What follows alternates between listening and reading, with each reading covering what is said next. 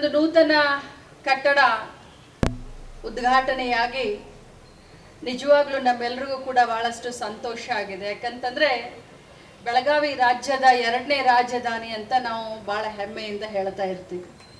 ಬೆಳಗಾವಿ ಪ್ರತಿಯೊಂದು ಹಂತದಲ್ಲಿ ಪ್ರತಿಯೊಂದು ಸ್ಥಳದಲ್ಲಿ ಇವತ್ತು ಮುಂದೆ ಬೆಳೀತಾ ಇರುವಂತ fast growing city of a Karnataka state ಅಂತ ಬಹಳಷ್ಟು ಹೆಮ್ಮೆಯಿಂದ ಹೇಳ್ತಾ ಇದ್ದೀವಿ. ಅದಕ್ಕೆ ಮತ್ತೊಂದು ಗರಿಯಾಗಿ ಇವತ್ತು ಜಂಟಿ ಆಯುಕ್ತರ ಕಚೇರಿ ಏನು ಉದ್ಘಾಟನೆ ನಾವು ಮಾಡಿದ್ವಿ, ಇದು ನಮ್ಮ ಸರ್ಕಾರದ ಇನ್ನೊಂದು ಸಾಧನೆ ಅಂತ ಹೇಳಿ ಬಹಳ ಗಟ್ಟಿ ಧ್ವನಿಯಿಂದ ತಮಗೆ ಹೇಳಲಿಕ್ಕೆ ಬಯಸ್ತೇನೆ. ಬಂಧುಗಳೇ, ಈ ಒಂದು ಗ್ಯಾರಂಟಿ ಅನುಷ್ಠಾನದಿಂದ ಅಭಿವೃದ್ಧಿಗೆ ದುಡ್ಡೇ ಇಲ್ಲ ಅಂತ ಹೇಳಿ ಬಿಜೆಪಿಯವರು ಎಲ್ಲಿ ಹೋದ್ರೂ ಕೂಡ ಬಡ್ಕೊಳ್ತಾ ಇರ್ತಾರೆ. ಆದರೆ ಸೀಯಿಂಗ್ ಈಸ್ ದ ಬಿಲೀವಿಂಗ್ ಅಂತ ಹೇಳ್ತೀವಿ. ನಮ್ಮ ಸರ್ಕಾರ ಬಂದ ಮೇಲೆ ರಾಮಲಿಂಗಾರೆಡ್ಡಿ ಅವರ ಸಾರಥ್ಯದಲ್ಲಿ ಸಾರಿಗೆ ಇಲಾಖೆ ಅದು ಶಕ್ತಿ ಯೋಜನೆಯ ಜೊತೆಲೆ ಮಹಿಳೆಯರಿಗೆ ಆರ್ಥಿಕ ಸಬಲೀಕರಣ ಮಾಡಬೇಕು ಅನ್ನುವಂಥ ಈ ಒಂದು ಮಹತ್ವಾಕಾಂಕ್ಷ ಶಕ್ತಿ ಯೋಜನೆಯ ಜೊತೆಯಲ್ಲಿ ಇವತ್ತು ಜಂಟಿ ಆಯುಕ್ತರ ಕಚೇರಿ ಸುಮಾರು 10 ಕೋಟಿ ರೂಪಾಯಿಗಳಲ್ಲಿ ಬೈಲಹೊಂಗಲದಲ್ಲಾಗಿರ್ಬೋದು ಅಥವಾ ಬೆಳಗಾವಿಯಲ್ಲಾಗಿರಬಹುದು, ಇದು ಅಭಿವೃದ್ಧಿಗೆ ಹಿಡಿದಂಥ ಒಂದು ಕನ್ನಡಿ ಅಂತ ನಾನು ಬಹಳ ಸ್ವಾಭಿಮಾನದಿಂದ ಹೇಳಲಿಕ್ಕೆ ಬಯಸ್ತೇನೆ. ನಮ್ಮ ಸರ್ಕಾರದ ಗ್ಯಾರಂಟಿಗಳನ್ನು ಬರೀ ಟೀಕೆ ಮಾಡುವಂಥ ಬಿಜೆಪಿಯವರು ಇವತ್ತು ಬಿಹಾರದಲ್ಲಿ ಚುನಾವಣೆ ನಡೆದ್ರೆ ಈ ಕರ್ನಾಟಕ ರಾಜ್ಯದ ಈ ಗ್ಯಾರಂಟಿ ಮಾದರಿಯನ್ನೇ ಕಾಪಿ ಮಾಡಿ ಬಿಹಾರದಲ್ಲಿ ಇವತ್ತು ಬಿಜೆಪಿಯವರು ಅನೌನ್ಸ್ ಮಾಡಿದ್ದಾರೆ. ಹೇಳೋ ತಾತ್ಪರ್ಯ ಇಷ್ಟೇ, ಒಳ್ಳೆ ಕೆಲಸಕ್ಕೆ ಎಲ್ಲರೂ ಶ್ಲಾಘನೆಯನ್ನ ಮಾಡಬೇಕು ಹೊರತಾಗಿ ಒಳ್ಳೆ ಕೆಲಸವನ್ನ ತಮ್ಮ ಕೈಯಿಂದ ಆದರೂ ಏನು ಮಾಡಲಿಕ್ಕೆ ಸಾಧ್ಯ ಆಗಲಿಲ್ಲ. ಬಡವರ ಬಗ್ಗೆ, ರೈತರ ಬಗ್ಗೆ ಒಂದು ಒಳ್ಳೆ ಯೋಜನೆಯನ್ನ ತರದೇ ಇದ್ದಂಥ ಬಿಜೆಪಿಯವರು ಇವತ್ತು ನಮ್ಮ ಅಭಿವೃದ್ಧಿ ಕೆಲಸ ಮತ್ತು ಗ್ಯಾರಂಟಿ ಯಶಸ್ಸನ್ನ ನೋಡಿ ಬರೀ ನಮ್ಮ ವಿರುದ್ಧ ಆರೋಪವನ್ನ ಮಾಡ್ಕೊಂಡು ಇವತ್ತವರು ಕೂತಿದ್ದಾರೆ. ಬಡವರಿಗಾಗಿ ಕನಿಕರ ಕಾಳಜಿ ಕಿಂಚಿತ್ತು ವಿಚಾರವನ್ನ ಮಾಡಿದಂಥವ್ರು ಈ ಬಗ್ಗೆ ಮಾತನಾಡ್ತಾ ಇರೋದು ಹಾಸ್ಯಾಸ್ಪದ ಅಂತ ಹೇಳಲಿಕ್ಕೆ ಬಯಸ್ತೇನೆ. ಇನ್ನು ನಮ್ಮ ಇಲಾಖೆಯ ಬಗ್ಗೆ, ಸಾರಿಗೆ ಇಲಾಖೆಯ ಬಗ್ಗೆ ಬಹಳಷ್ಟು ಆಸೆ ಆಕಾಂಕ್ಷೆ ಜನಸಾಮಾನ್ಯರಿಗೆ ಇರ್ತವೆ. ಯಾಕಂತಂದ್ರೆ ಒಂದು ಆರೋಪ ಇದೆ, ಈ ನಮ್ಮ RTO ಕಚೇರಿ ಮೇಲೆ ಒಂದು ಆರೋಪ ಇದೆ ಸರ್. ಏನು ಅಂತಂದ್ರೆ ಸ್ವಲ್ಪ ಮಧ್ಯವರ್ತಿಗಳು ಜಾಸ್ತಿ ಇದನ್ನ ಮಾಡ್ತಾರೆ ಅಂತ ಇದೆ. ಬಟ್ ನಾನು ಮಧ್ಯವರ್ತಿಗಳಿಗೆ ಏನು ಅನ್ಲಿಕ್ಕೆ ಹೋಗೋದಿಲ್ಲ. ಆದರೆ ಸಾರ್ವಜನಿಕರಿಗೆ ತ್ವರಿತವಾಗಿ ಸ್ಪಂದಿಸುವಂತ ಕೆಲಸ ನಮ್ಮ ಸಿಬ್ಬಂದಿಗಳಿಂದ ಆಗಲಿ ಅನ್ನುವಂಥ ಮಾತನ್ನ ನಾನು ಹೇಳಲಿಕ್ಕೆ ಬಯಸ್ತೇನೆ.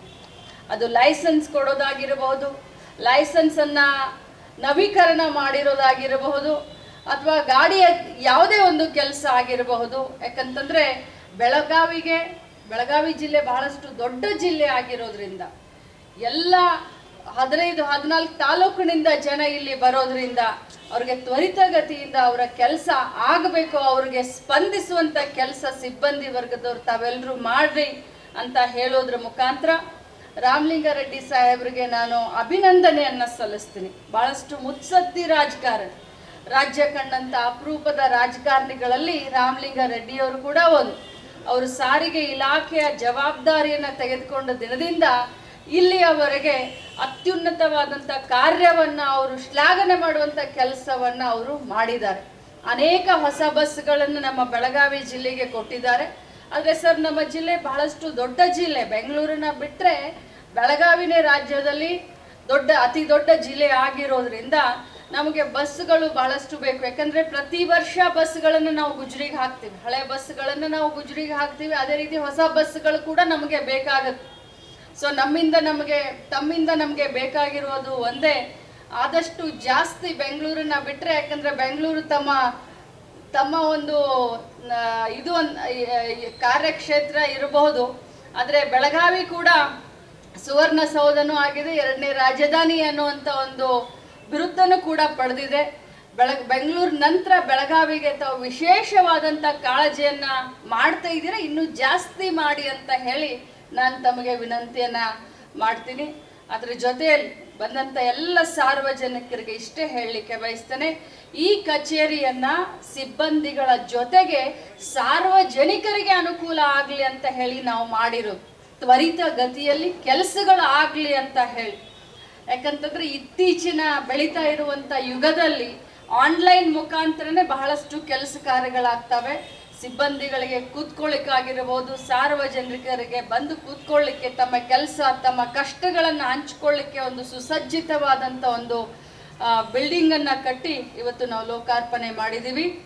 ಇದು ಎಲ್ಲರಿಗೂ ಇದರಿಂದ ಅನುಕೂಲ ಆಗಲಿ ಮತ್ತು ಸಾರಿಗೆ ಇಲಾಖೆಗೆ ವಿಶೇಷವಾಗಿ ಶಕ್ತಿ ಯೋಜನೆಯನ್ನು ತಮ್ಮೆಲ್ಲರ ಒಂದು ಸಹಕಾರದಿಂದನೇ ಇಷ್ಟೊಂದು ದೊಡ್ಡ ಮಟ್ಟಿಗೆ ಇಡೀ ದೇಶದಲ್ಲಿ ಯಶಸ್ವಿ ಆಗಿದೆ ಈ ಶಕ್ತಿ ಯೋಜನೆ ಅಂತ ಇನ್ನೊಮ್ಮೆ ಅಭಿನಂದನೆಯನ್ನು ಸಲ್ಲಿಸಿ ತಮ್ಮೆಲ್ಲರಿಗೂ ವಂದಿಸಿ ನನ್ನ ಮಾತುಗಳನ್ನು ಮುಗಿಸ್ತೀನಿ. ಜೈ.